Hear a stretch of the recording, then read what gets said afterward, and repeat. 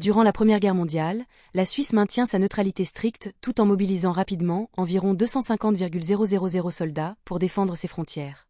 Sous la direction du général Ulrich Wille, l'économie suisse subit des tensions en raison de la propagation des pénuries alimentaires et de charbon. Paradoxalement, l'industrie horlogère et le secteur financier prospèrent, servant de plaque tournante pour les transactions internationales même en temps de guerre. Dans les décennies qui suivent la Première Guerre mondiale, la Suisse navigue entre diplomatie prudente et pression montante du nazisme en Allemagne voisine. Le pays devient un refuge pour environ 30,000 réfugiés allemands et juifs fuyant la persécution. Bien que le Parti national-socialiste suisse ait acquis quelque influence, le gouvernement réitère son engagement envers la neutralité et la paix, devenant un acteur clé dans les négociations internationales. La neutralité armée domine la stratégie suisse pendant la Seconde Guerre mondiale, avec le général Henri Guisan à la tête de l'armée. Le « plan Wallen » vise à autosuffire la nation par l'agriculture intensive. La Confédération négocie l'achat d'or avec l'Allemagne nazie, un sujet devenu polémique post-guerre. La résistance intérieure joue un rôle crucial, parfois en collaboration secrète avec les Alliés, assurant la sécurité d'une nation encerclée par les forces de l'Axe.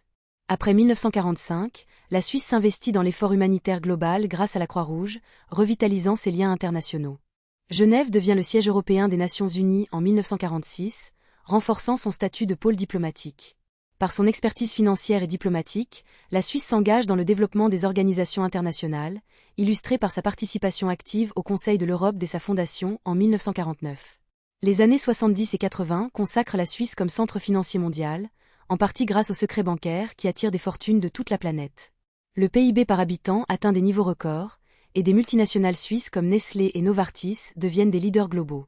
L'industrie horlogère, à travers des marques comme Rolex, symbolise un savoir-faire inégalé. Cependant, la pression internationale sur le secret bancaire commence à s'intensifier vers la fin des années 80. Dans les années 1990, la Suisse adopte une approche pragmatique envers l'UE, signant des accords bilatéraux pour maintenir ses intérêts économiques tout en préservant son indépendance. En 1992, le rejet d'une entrée à l'espace économique européen reflète un houleux débat national. Des votations décisives, comme celle de l'adhésion à l'ONU en 2002, marquent une intégration plus souple à la communauté internationale. La Suisse s'affirme ainsi comme un pivot stable dans un monde globalisé.